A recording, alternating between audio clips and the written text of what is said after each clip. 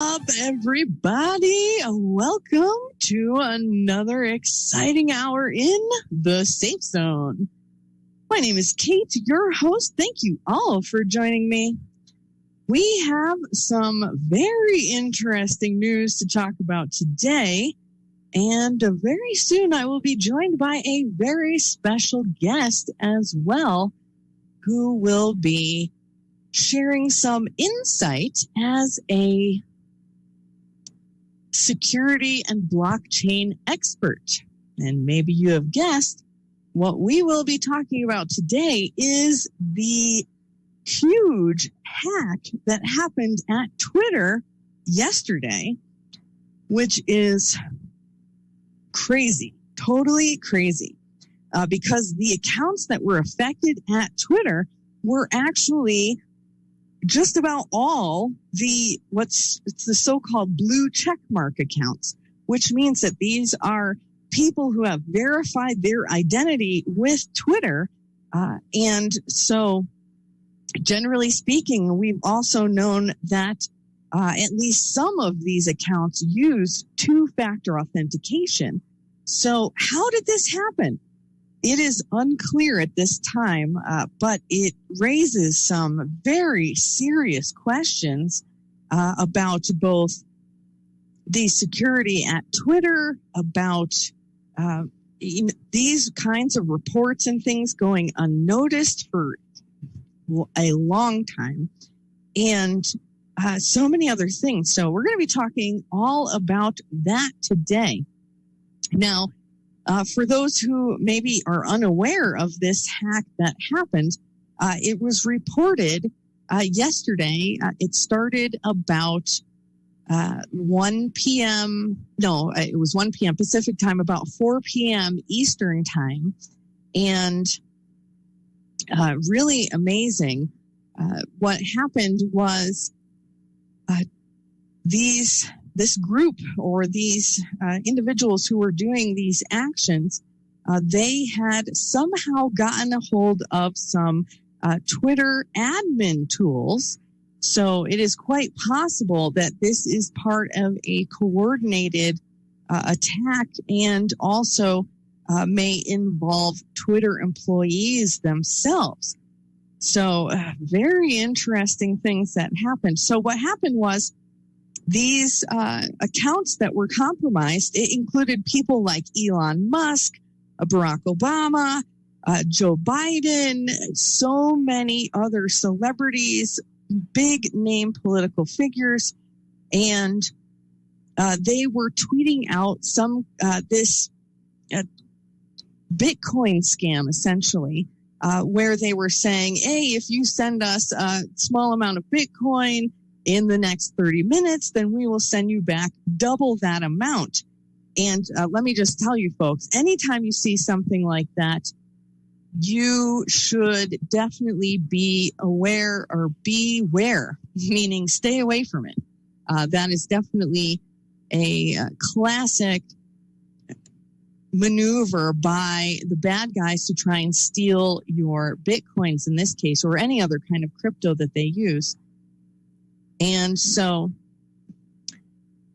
it is really just amazing what has been happening. And, you know, what's crazy is this same kind of ad was running on YouTube just a couple of days ago as well, with some of these big name people. Joe Rogan, even Jack Dorsey was named on YouTube in these ads, trying to get people to send their Bitcoin. And it is just crazy. So the fallout of this is just going to be, amazing. We have not even scratched the surface of it.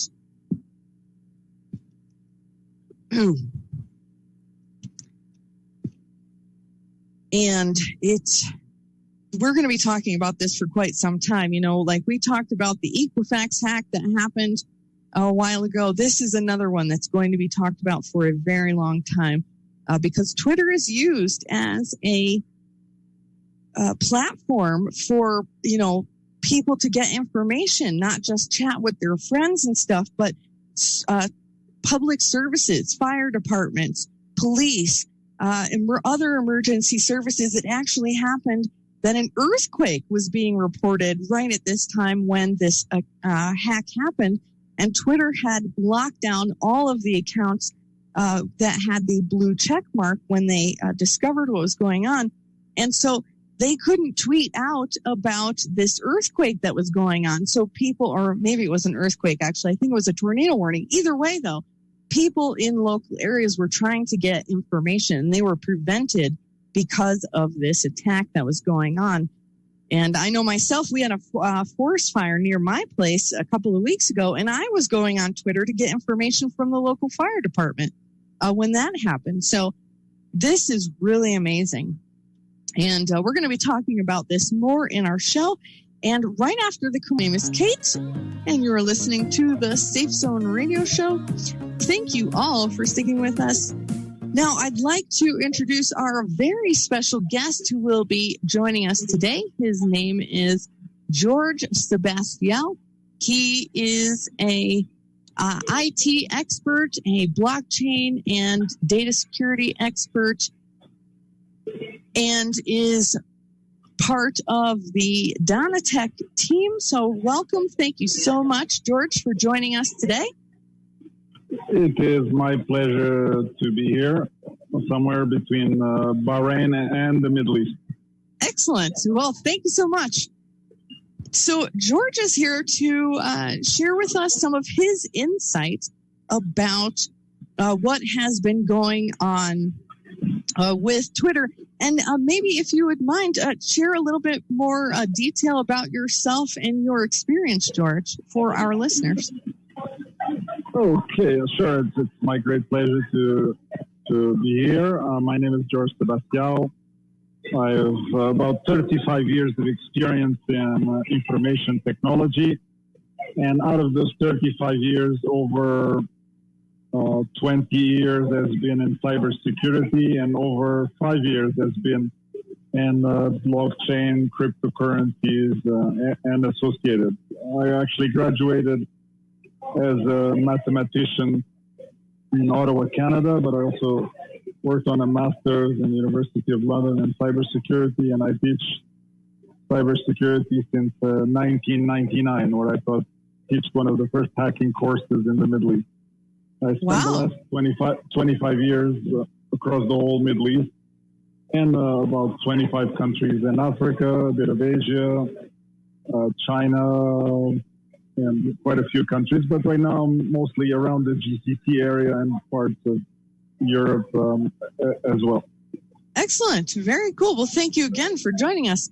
And I saw that you actually were a speaker at the World Blockchain Summit in Egypt just probably a few hours ago, your time. How was that experience? It was amazing, actually. We just had a blockchain show called World Blockchain Summit.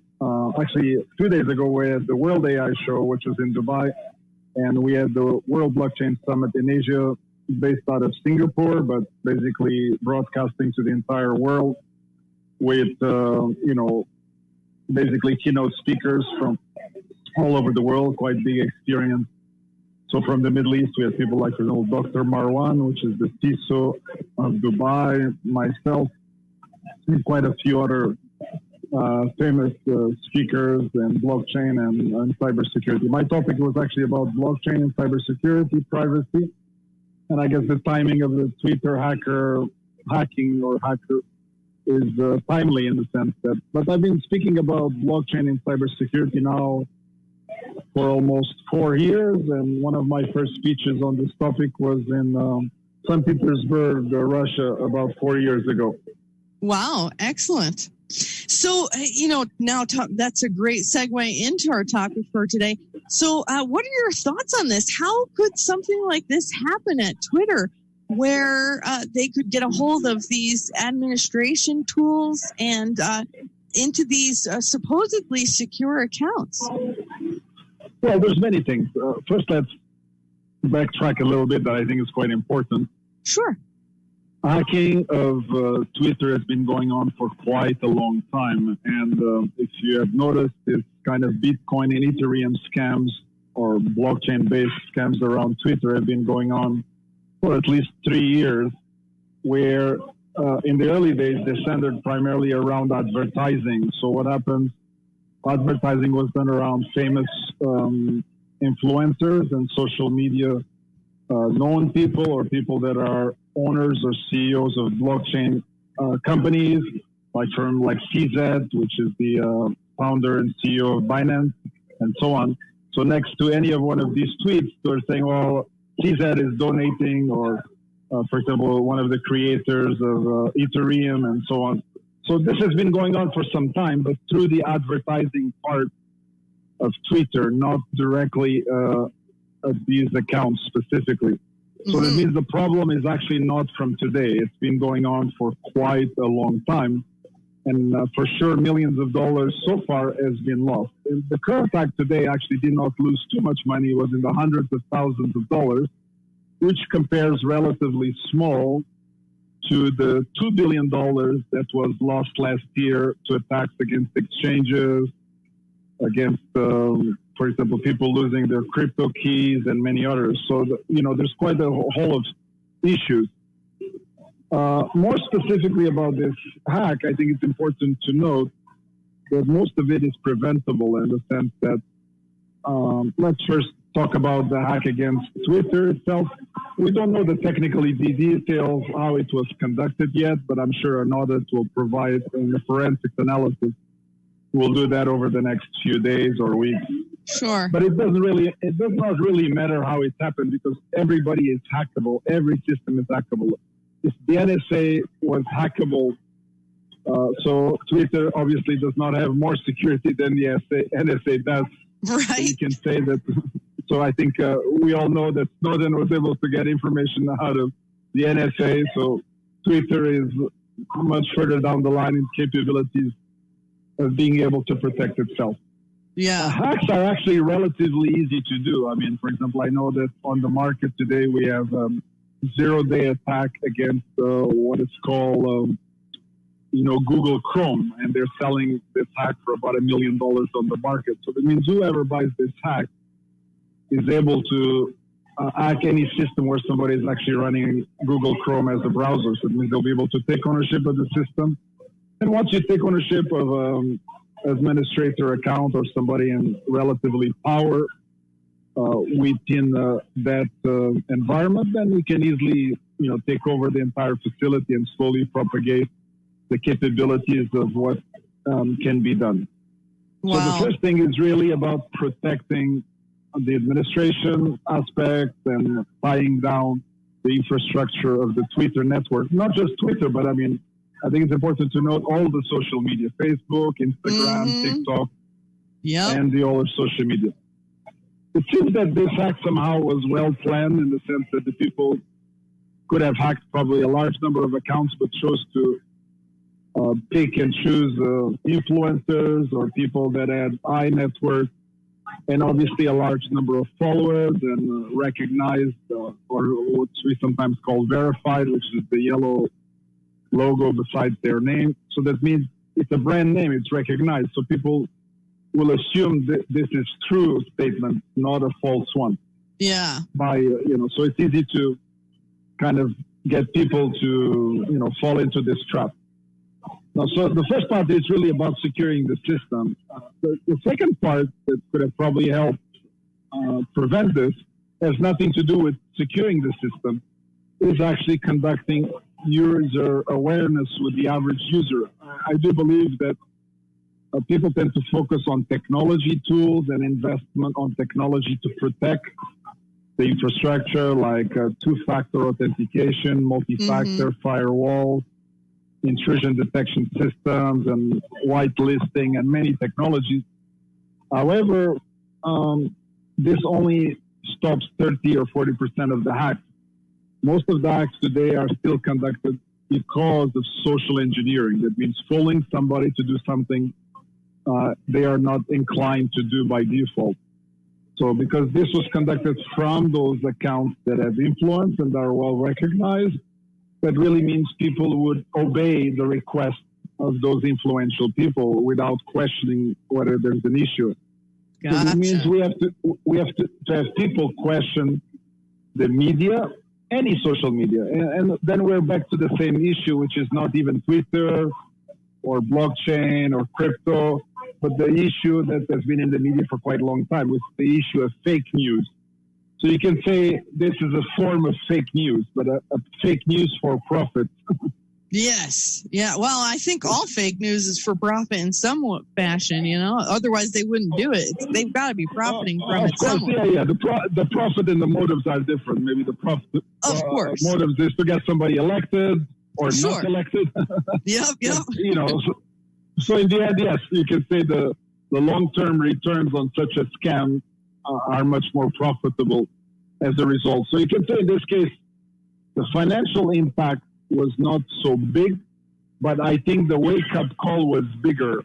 The stock value of Twitter took a big dive as a result, which demonstrates the company did not respond in a timely enough manner.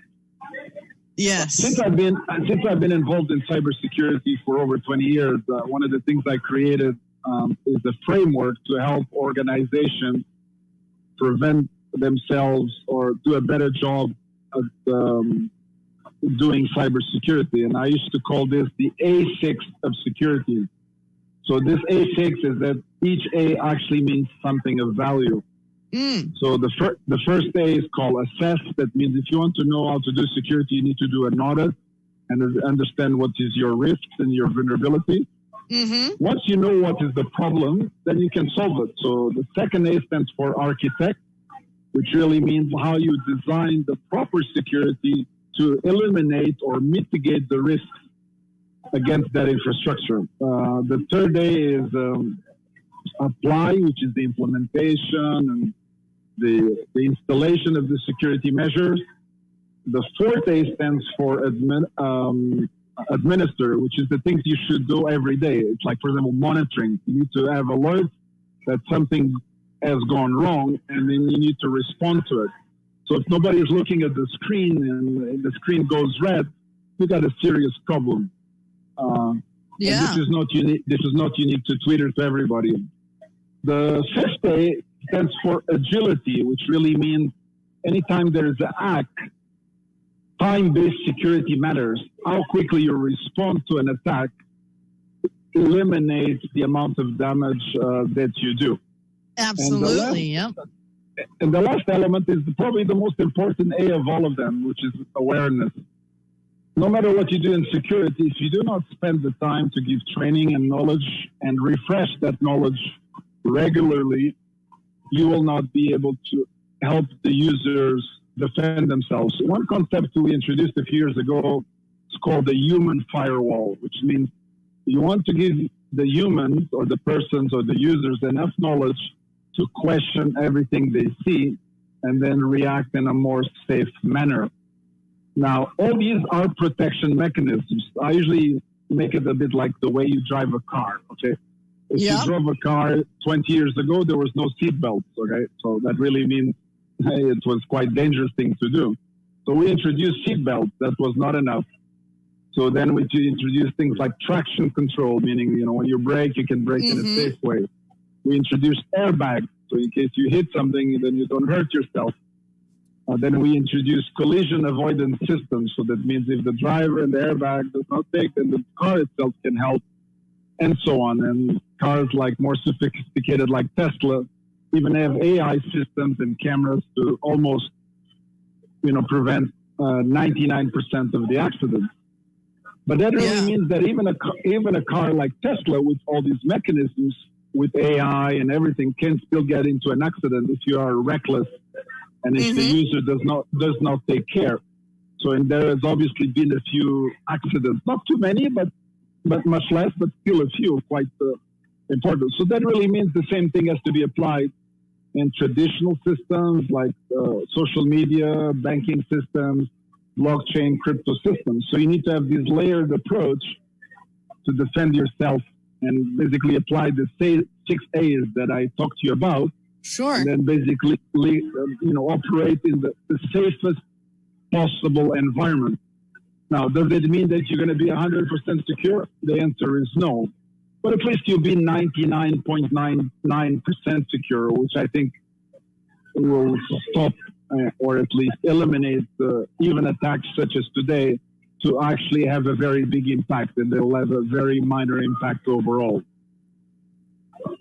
Wow. Yeah. So that's fantastic. I'm glad to hear you've come up with this really great kind of way of going about it with the 6 A's of security. That's really great.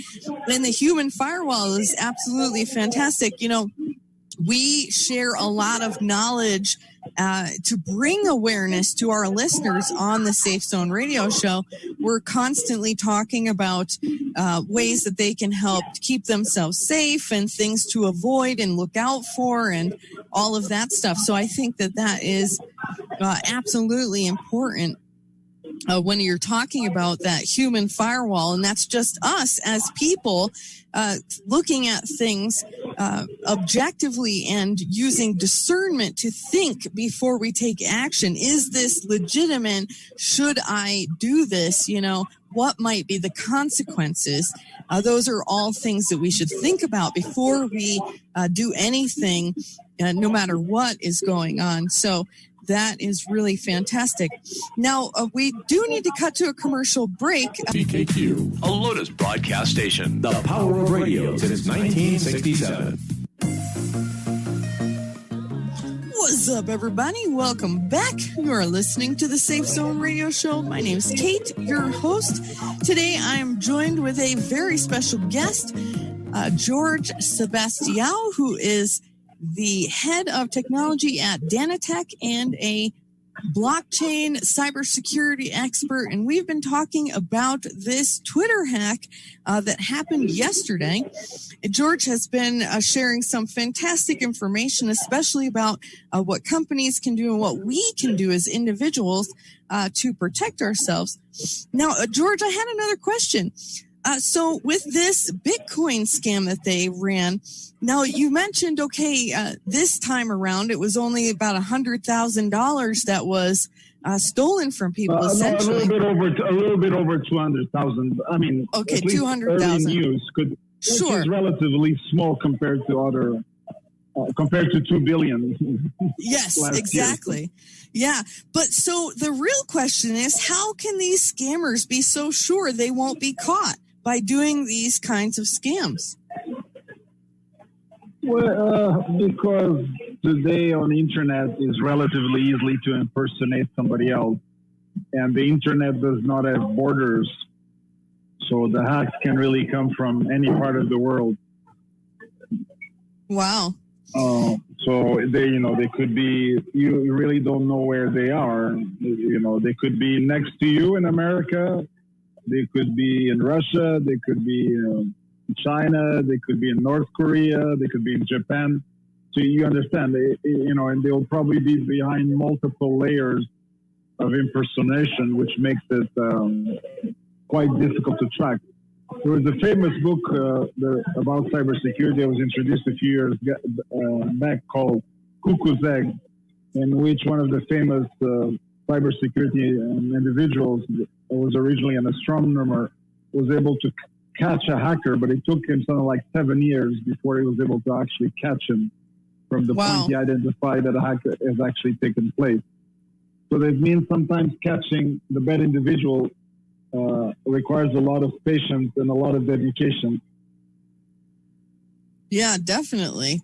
And, they could be thinking of it just simply kind of like how some corporations think, where they just do what they want to do and they figure, we'll just pay whatever fines happen later. So these hackers could be thinking, whatever gets caught, that's fine. We got this other stuff that didn't get caught.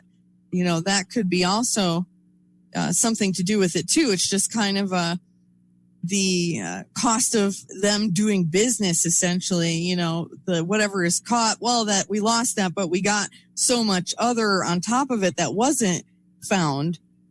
So that also could be a motivation, I think, why they keep doing these things. And like we talked about too with the Human Firewall, it's and we talk about this on the show, a lot of times these kinds of things can be prevented by the users, the people having awareness of what's going on, at least that they shouldn't trust something right off the hop. They should, look into it and check into it before they just go and do something. So very interesting stuff there. And, okay. Did you have anything else you wanted to share? Yeah, I mean, I do believe apart from this, I think we have to learn from these experiences, and we need to put the right controls in place and security awareness so that this does not happen again. Absolutely. So I think the blockchain and the crypto companies have a responsibility to conduct this security awareness campaign, as well as social media as well. I do believe social media needs to be a little bit or much more responsible than they have been in the past.